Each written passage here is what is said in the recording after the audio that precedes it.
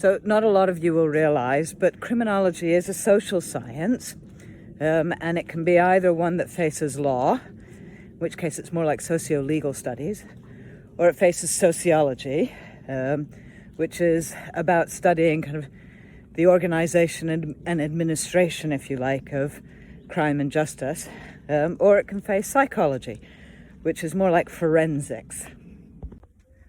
So there's an old phrase, isn't there, since statistics began.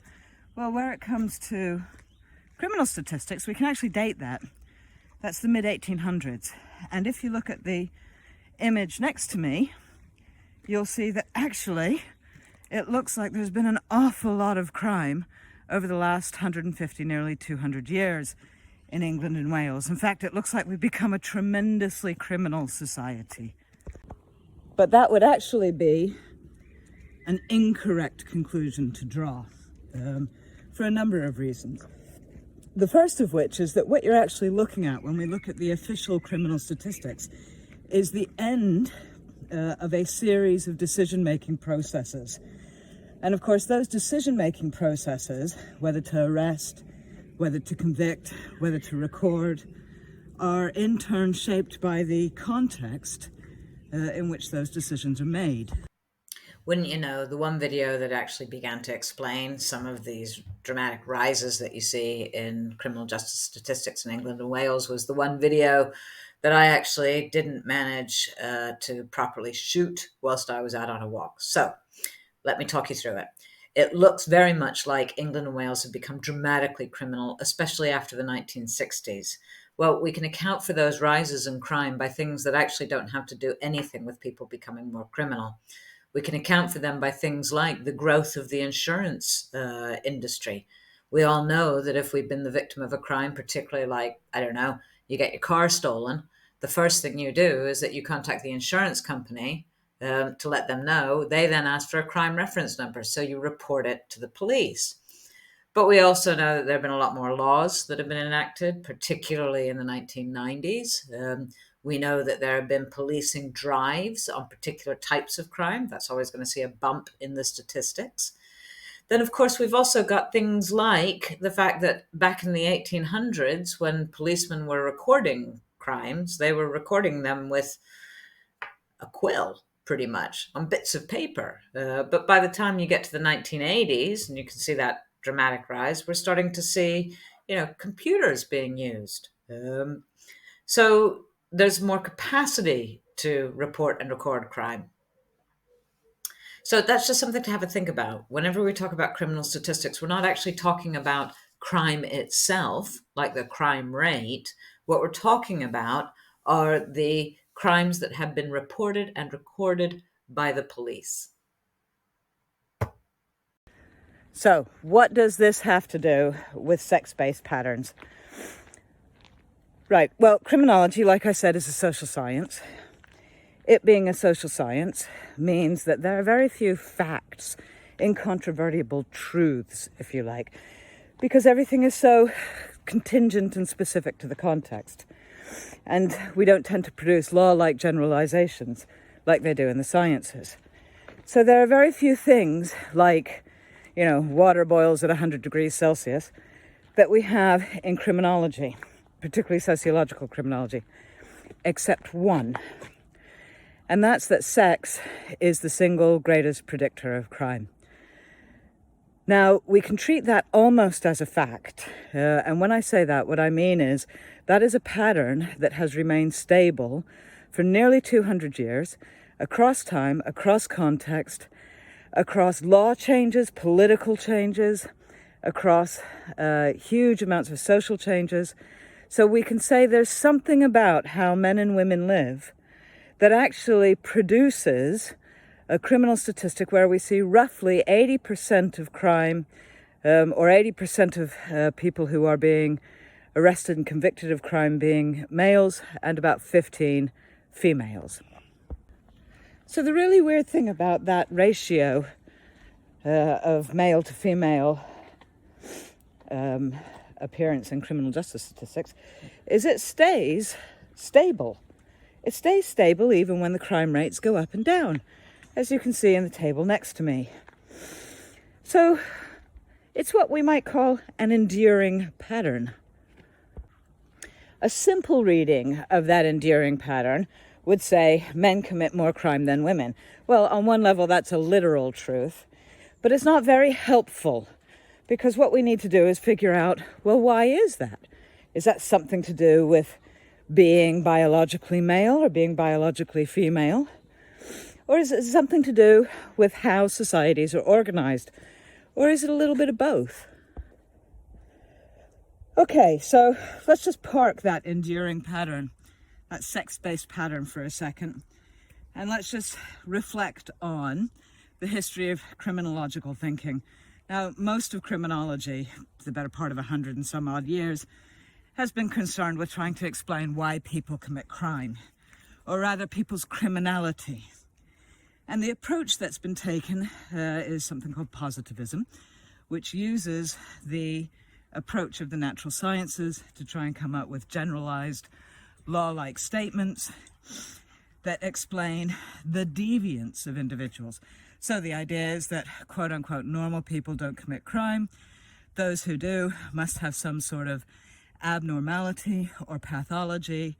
If we can just identify that, then we can understand the cause of crime. Now, for the most part, the history of criminology is actually the history of explaining men's criminality, not women's. Surprise, surprise. Yet, even at the very beginning of criminology, a man called Lombroso, and you get to learn about him in your first year of any criminology degree, a man called Lombroso speculated that actually the reason so few women committed crime was because they were different in essence than men, and that maternity, i.e. giving birth, actually caused a kind of evolutionary retardation. Because his broader explanation for crime was that people who commit crime are evolutionary throwbacks. They're not as civilized, they're not as advanced as people who don't commit crime. Okay, it's not hard to see the problems of Lombrosian thinking, and I don't really want to dwell on the different explanations. All I really want to note is because the overwhelming number of people in the criminal justice system for the nearly 200 years since official statistics began have been male, most explanations of crime have been explanations of male crime. And where it comes to explanations for female criminality, what we see is that for the better part of the last 150 years, those explanations have said things along the lines of, because women don't generally commit crime, when women do commit crime, they must be doubly deviant. So not only are they criminals, but somehow they're deviating from their quote-unquote essential nature as women. Yet, even at the same time that those sort of theories were being promulgated and put forward, the theories explaining male criminality took on a decidedly different turn. So we started seeing theories that looked at social structural issues, looked at the connection between poverty and crime, looked at labeling, and generally sought to put forward ideas that quote-unquote humanized the deviant. So instead of starting from the presumption that there is something wrong with an individual who commits crime, the real question became, why is it that those individuals end up in the criminal justice system? Different question. So back to sex-based patterns in crime. It was around the 1970s and 1980s that feminist thinking began challenging a lot of what passed as, if you like, accepted wisdom within criminology. And one of the first points of encounter, if you like, between feminism and criminology was to challenge this idea that women were, quote-unquote, less criminal. And in fact, somebody called Adler came up with what we call the emancipation theory that ran like this. The more women became emancipated from their traditional roles in society, the more criminal they would become. Kind of follows, because a lot of what the background was to Adler's theory was this, that women don't commit crime because of their social roles. You know, they don't get out into the public very often, do they? Or at that point, they were concerned with motherhood and maternity and stuff like that.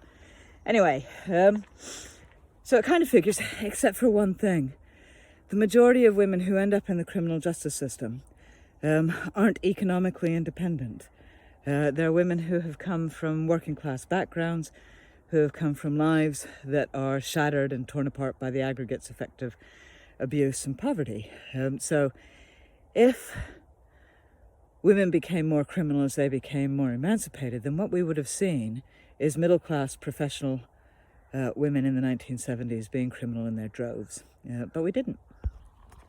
But that's not where I come from.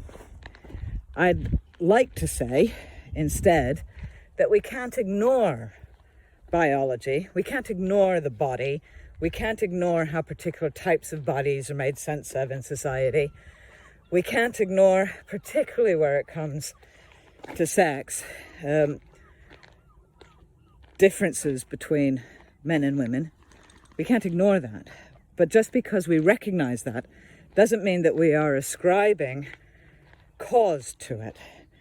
So for me, when I think about sexual violence and the fact that 99, 98, 97% of male people are the ones who commit it, what I tend to think about is, okay, so how does the combination of social, ideological, political, and biological factors end up with that statistic? So we move forward a few more years, and we're in the mid-1980s now, and feminism has thoroughly taken criminology to task for being sexist to its core, for being theories about men, for not dealing with women's experiences of crime, law breaking, the administration of justice, and victimization. And we see two particular individuals, Frances Heidenson and Pat Carlin, making an intervention, as the young people would say nowadays. And the sum total of what they said basically is this: because of women's gender roles, because of what is expected of them within contemporary societies, it is more than likely that they will not commit crime. As Frances Heidenson once said, it's very difficult to commit burglary when encumbered with a twin baby buggy. I can put it a different way. Certainly when I started being a criminologist, the question that we were asking wasn't why do men commit crime, but why don't women?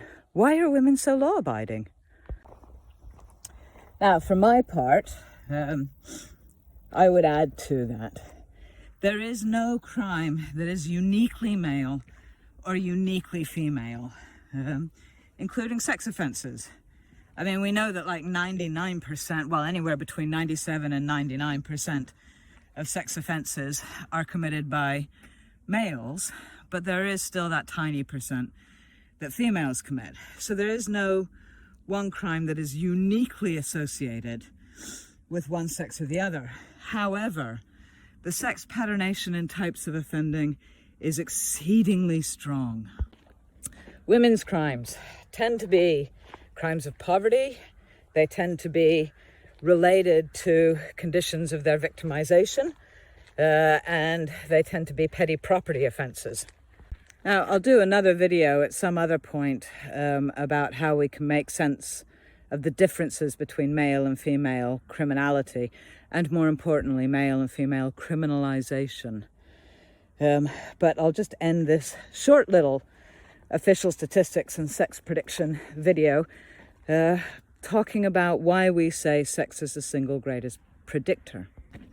So over the weekend, a nice little troll on Twitter tried to do a rather pernickety criticism of a tweet that I said, in which I said sex is the single greatest predictor. And this little troll basically said, no, the single greatest predictor is contact with the criminal justice system. Well, now here's the interesting thing. That little person actually isn't wrong on one level. When you look at studies of youth justice, we do know that prior contact with the criminal justice system is a tremendously huge risk factor for future contact with the criminal justice system. So, sex being the single greatest predictor means that if you had a group of 100 people